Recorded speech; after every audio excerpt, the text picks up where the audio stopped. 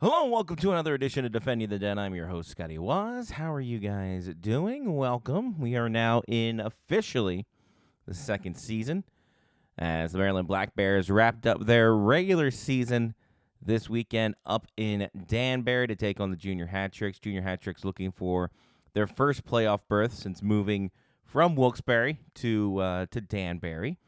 So they're looking. They were looking for something. They needed a little bit from Johnstown, perhaps, if they didn't win, but they were out to control their own destiny. The Black Bears locked everything up a couple weeks back, so they were playing just for maybe a couple things here and there. 11 regulars out of the lineup for the Black Bears, getting them some rest. So there are a ton of affiliate players in the lineup, a lot of tenders, a lot of guys who just haven't been getting some time. And props to equipment manager Adam Davis, who had to unsew all the nameplates off of the red jerseys because they didn't have enough numbers, so they had to double up on some regulars numbers. So that was an interesting situation in general to see just, like a number 8, and it's not Liam Doherty, it's Mateo Alvarez. So it was a very interesting situation there. But the Black Bears playing with all of that, even with all that there, had a decent showing on a Friday night. That first period for them offensively, they had, just a ton of chances, a ton of opportunities. Of course, some of these guys have been playing or practicing with the team for some time. A lot of Team Maryland guys who are, knowing of the system and have seen the system up close, so they got that going for them. So they played in pretty well together, not like it was like Pee Wee hockey where everyone's just going after the puck. There's obviously some structure there. These guys are up to junior age. They know how to play. But in any case, they looked pretty decent. Had a lot of offensive zone chances, had a lot of shots on net, actually out shooting Danbury 15-4 in the first period, but could not find the back of the net, and they would go into the first intermission scoreless. Second period, though, a little bit of miscommunication at the station, a little malfunction at the junction for the Black Bears, starting off 2:07 in when a little bit of crisscrossing, a good cycle by Danbury gets the Black Bears a little bit in a blender, lost assignment, and Luke Vanderost was able to rip one home from the top of the circle for his second of the year. Danbury up 1-0, and then Danbury using home ice advantage to their advantage. Although you would think in the second period, or the way they adjust things, they would have that corner in the corner or in the zone that they shoot twice. But in any case, they figured it out. They dumped the puck in. It ricocheted really weird off the kick plate and the boards and everything like that. Dom Gatto went out to play it. Kind of got stuck. Kai Alke had the open net. He puts it home for his 19th. Danbury up 2-0. And then a couple minutes later after that, Lucas Zimachak had some speed. Black Bears defender loses the edge, gets it on a breakaway. Zimachak with his 5th goal of the year. Danbury up 3-0. Not looking great for the Black Bears. They did have a power play coming into it in the middle part of the frame, and that's where they get their goal, and a record-breaking one as Ryan Franks gets a nice little feed from Anthony Pelletieri. Franks rips it home from the top of the left circle for his 31st, setting a single-season record for the Black Bears, surpassing Christian Catalano. He gets his 31st for the single season. Pelletieri with his 16th assist. Braden Wade his 12th assist. Black Bears cut it to 3-1, but they would not get any closer in the second period. But in the third period, kind of like the first, they had a lot of offensive zone chances. They had a power play to work with in the early going. Couldn't find in the back of the net. Peter Friel would be the only goal scorer in the third period into the empty net for his 12th of the year, and that would do it. Black Bears dropped this one by a count of 4-1. Dom Gatto making 11 saves in this one. So Danbury, they would clinch the 6th spot, eliminating Johnstown. So the East Division on Saturday, at least what teams would be in, was pretty much set.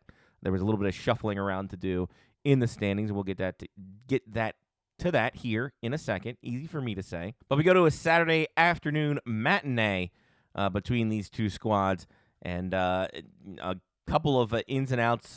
Cole Peters was in on Friday night for his 100th NAHL game. He gets pulled for Sam Osei, who gets his 100th NAHL game on Saturday. Ryan Franks goes out of the lineup, and also Lucas Salvatore, who was a tender signing. He got injured late in the game he was out of the lineup for this one. So a lot of fluctuating here and there, but the Black Bears have everything going for them in this one, including a new goalie with Bennett Byers getting the start in net, a Calgary, Alberta, Canada native. That's where I lived for some time, and he is part of the Coeur d'Alene Academy in Idaho, which is Sokrat Markarian and the Duelings we're all a part of.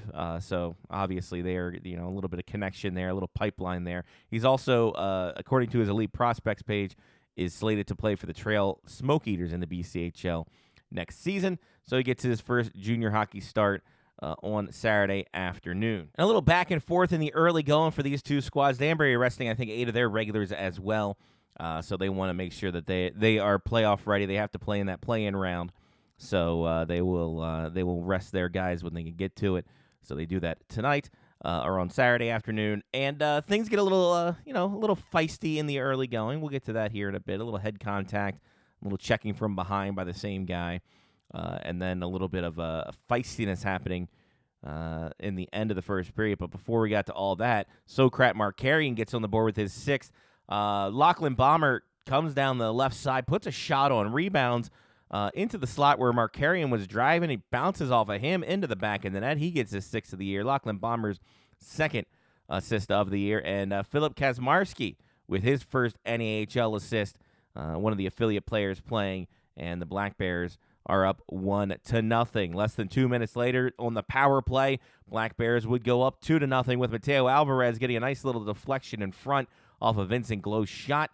Alvarez gets his first NAHL goal in his 2nd NAHL game.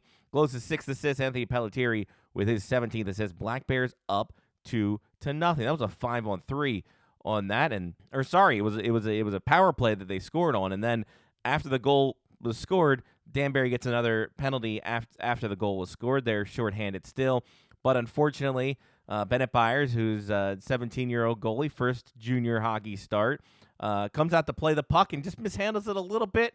Gets on the stick of Luke Vanderoost, who has the empty net, and just puts it in for his 3rd of the year shorthanded. Black Bears only up 2-1 at this point. Black Bears tilted the ice in the second period, even though they had 2 penalties to kill off. They were able to get a lot of shots on net, 15-3 in this one. They were really just trying to dominate the paint, as the basketball term would be, getting pucks in there, getting some offensive momentum in there. Couldn't find the back of the net. Still up 2-1 going into the third, and Danbury trying to get a sweep of the weekend, trying to build some momentum going into their play-in game, and they were just pressing the net. I mean, they had Byers just going all over the place. Byers played very solid in that third period. Black Bears were outshot 13-4, and unfortunately, one of those 13 shots did go in as Danbury kind of fly it out of the zone. Little pop fly mishandled by the defense.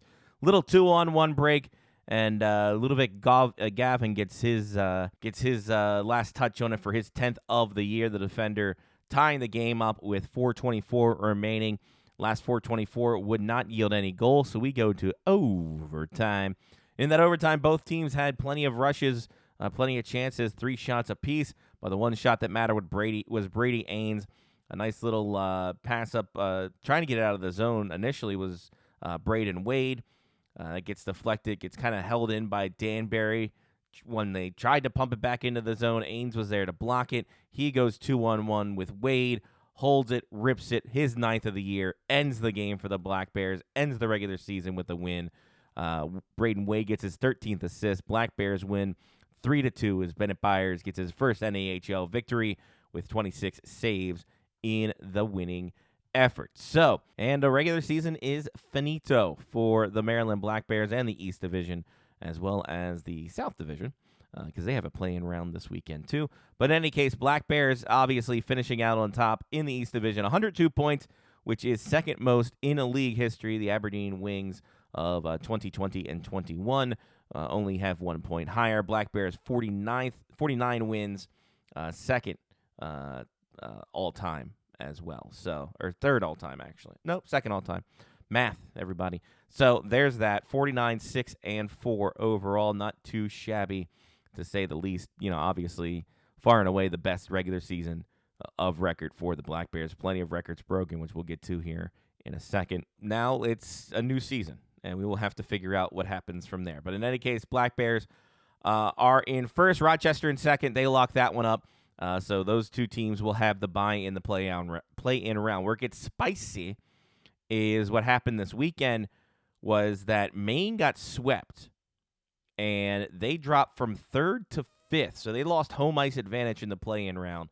New Jersey will get the third spot after they swept this weekend. They will take on Danbury, who was slotted in sixth.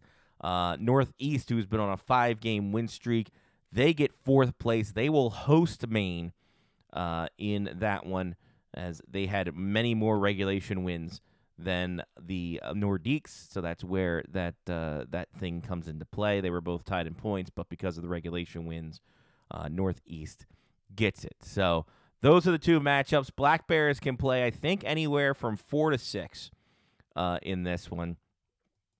As if New Jersey wins, they'll automatically play Rochester. If New Jersey loses, Black Bears will play Danbury.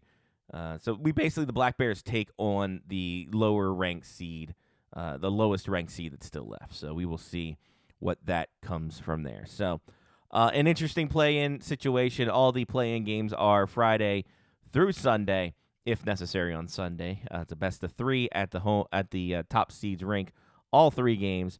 And then we will know by Saturday at the earliest, Sunday at the latest, what the Black Bears will be up against, starting on the 17th and 18th. 17th, Friday night, 7 p.m. puck drop at Piney Orchard. Game 1 of the East semifinals against to be determined. And then 6:30 Saturday, Game 2 going on there as well. It's a birthday weekend for me, so I'll celebrate a little. Let's celebrate with 2 dubs. How about that? That'd be a nice birthday gift. 2 dubs in the bank. So there's that, and then we will figure out where it all goes from here.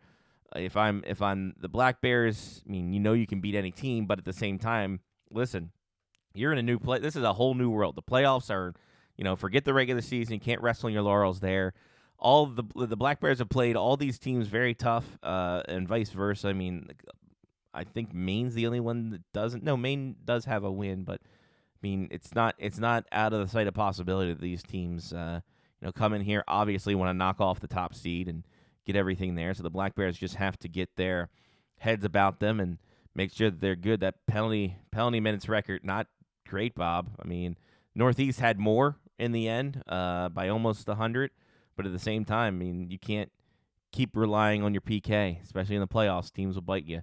So we will see how that all pans out and where it all goes from here in the grand scheme of things. So with what we're doing broadcast schedule-wise is after every series. So we will, after the after whatever series ends, we will do a new episode, new update, and kind of go from there. So just because, it's so sporadic, everything going on. So, so this will be the last, we have, whoever knows how many left. But that's how it's going to go. That's how we're going to play out. When it comes to records, I had mentioned all the records that have been happening. A lot of records broken this season. So let's go down. The most wins in franchise history, 49. Most points in franchise history, 102. Most goals for at 248. Highest win percentage at 864. 23 road wins, most road wins in franchise history. Power play goals, 62, I do believe. No, 63 power play goals. Highest power play percentage. Most combined shutouts in franchise history with 9. Longest winning streak was 16 games. Longest road winning streak was 11 games from November to the end of January.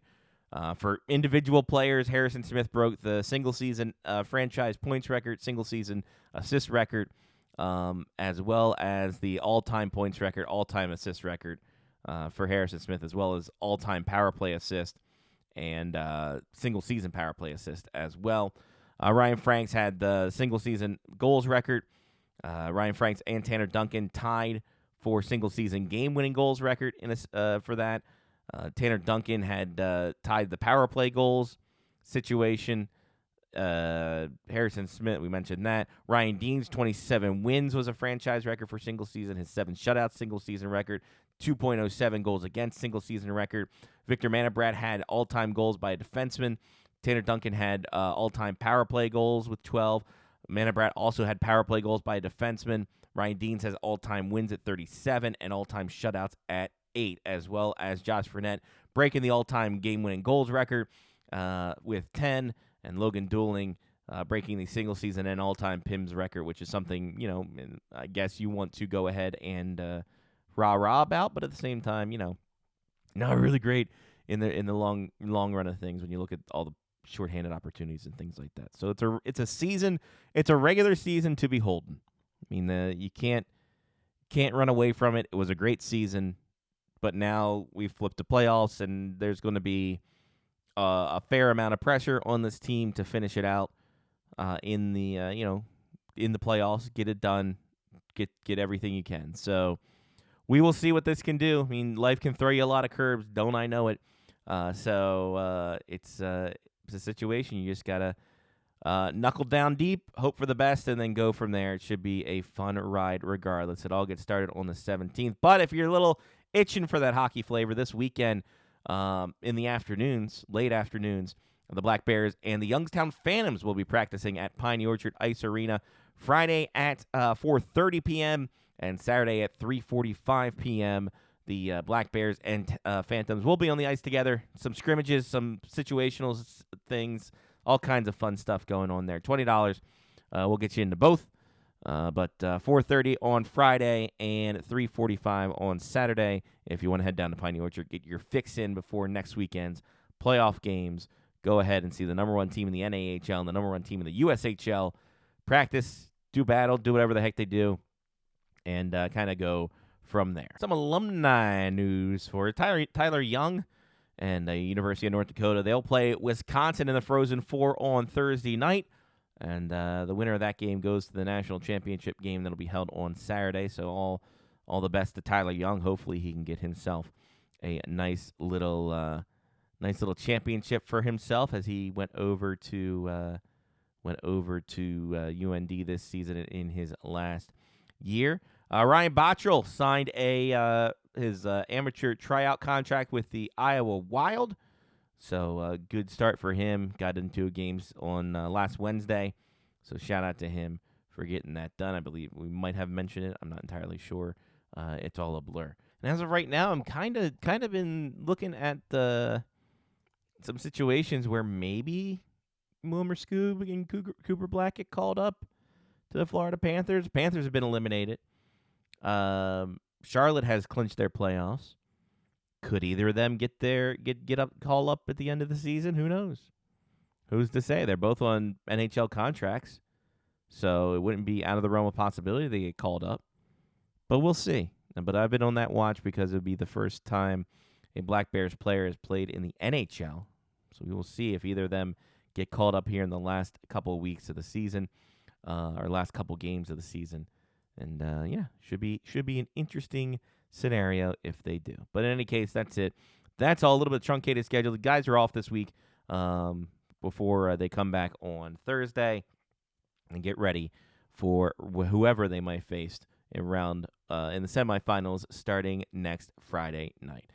You guys be safe out there. We will see you down at the rink. It all gets started on the 17th. Tickets.marylandblackbears.com if you haven't already. And you can go ahead and get yourself that. If you can't attend, NAHLTV.com is where you can go. Should be a fun one. That's it. That's all. I'm Scotty Wazz. Take care of yourself and someone else has been defending the den, part of the Face Off Hockey Show Media Faction and Podcast Monsters. Follow us on Twitter at DefendingDenMBB and ClutchAndCrabHockey.com for all the road game recaps and all that. Media availability is done for the year, so yeah, should be a hoot and a holler. You guys stay safe, stay healthy. We'll see you down at the den. Until next time, peace.